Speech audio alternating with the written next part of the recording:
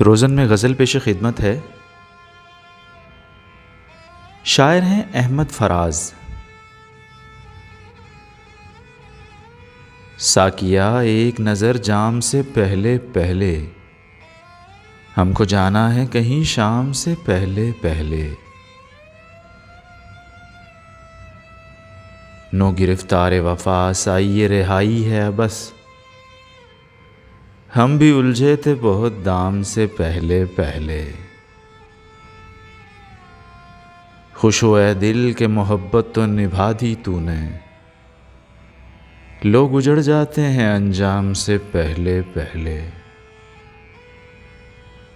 अब तेरे जिक्र पे हम बात बदल देते हैं, कितनी रग़बत थी तेरे नाम से पहले पहले।